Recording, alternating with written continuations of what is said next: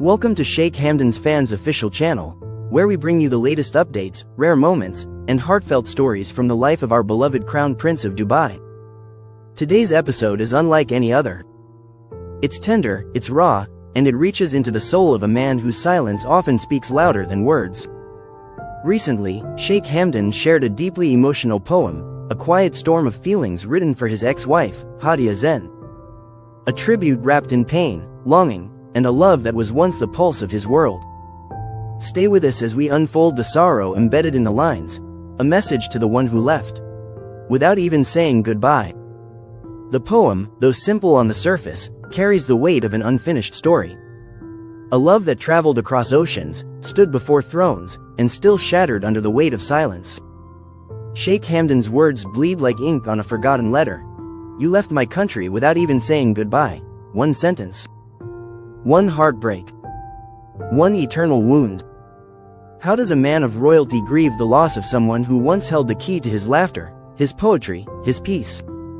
He remembers her not as a figure from the past but as a haunting echo that dances through the palace halls, in the scent of jasmine after rain, in the spaces she used to fill with her laughter. Was the goodbye too heavy for your lips, he writes? Or was I too light to carry in your memory? These are not the words of a prince, but of a man stripped of everything but the truth of his pain. His vulnerability is unfamiliar, yet beautifully human. The pain isn't just in her leaving, it's in how she left. A kingdom watched her love him, but no one saw her leave. No final glance. No parting word. Not even a letter. Just silence, vast and cold. Hamdan confesses he still searches for her shadow in the crowd. In airports. In his dreams. He still leaves a light on, not for her return, but because it hurts more to accept she's gone for good. He writes of the nights he stayed awake, waiting for a message that never came. Of the way her scarf once flew in the desert wind, now tangled somewhere between what they had and what could never be again. You knew the weight of your absence would crumble my walls, the poem reads, yet you vanished like morning dew, beautiful, brief, and impossible to hold. This isn't just a royal heartbreak. It's a human devastation. He writes not just as a man who lost his love, but as a poet who lost his muse. She was the ink to his verses, the pulse in his breath.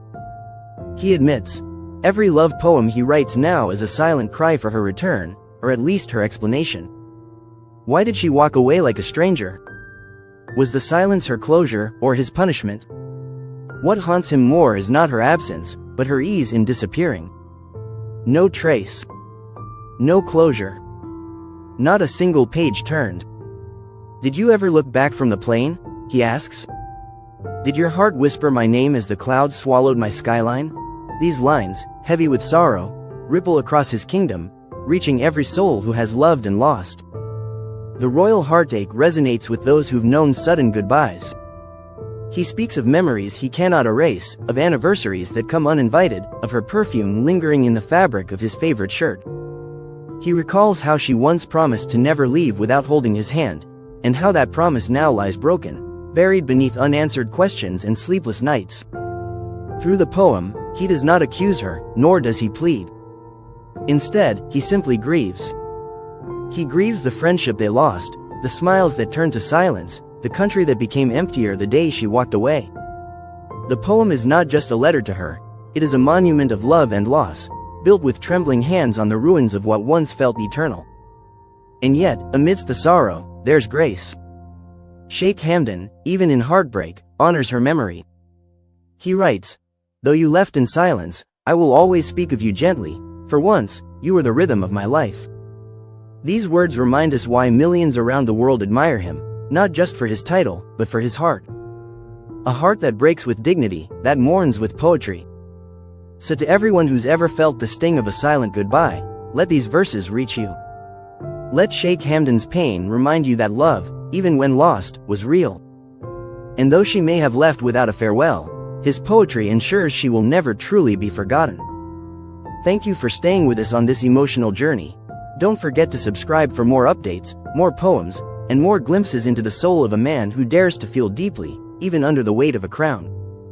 Even now, long after the doors closed and the silence took root, the echoes of her presence remain. Sheikh Hamdan walks through memories as though they are sacred halls, every corner of his palace carrying the weight of her absence. There's a haunting in the way the wind brushes past his curtains, in the quiet just before dawn.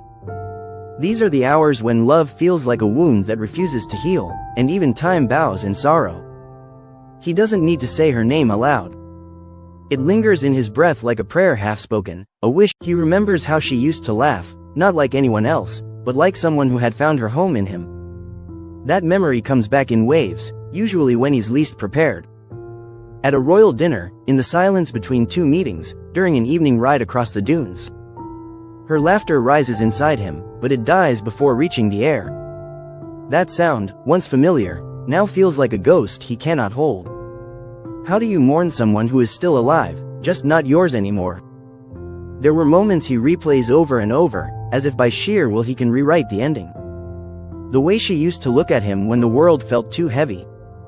The way her fingers would trace his pulse as if trying to remind him that even royalty has a heartbeat.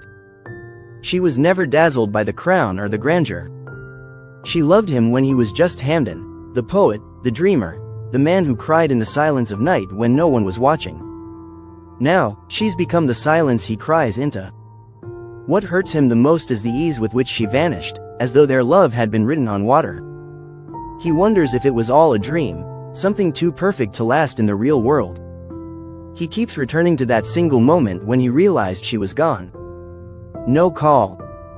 No letter. No whisper of closure. Only an empty side of the bed, and 1,000 unanswered questions. That kind of departure doesn't leave scars, it leaves craters in the soul. He often speaks of her in his poetry, not out of bitterness, but because it's the only way he knows how to keep her close. Each stanza is a conversation they never got to finish. Each metaphor is a touch they'll never share again. The pain is not in remembering her, it's in knowing she doesn't remember him the same way anymore. Her life has moved on, perhaps with someone new, perhaps with peace. But his heart still waits at the gates, asking why. Sheikh Hamdan's grief is quiet, dignified, and deeply human. He's not just mourning a lover, he's mourning the version of himself that only existed with her. There was a softness she brought out in him, a sanctuary between duty and desire. Without her, the days feel longer, the nights colder, the poems darker.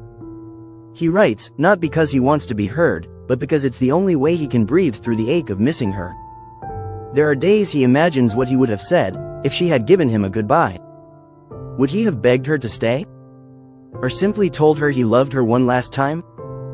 That lack of farewell has become a ghost he dances with in every sunset. He wonders if she cried while leaving or if she walked away with dry eyes and a steady heart. Did she struggle with her decision, or had she already left him long before her footsteps disappeared? He writes of the moments they shared, the secret ones, the ones no one else knew about. A touch under candlelight.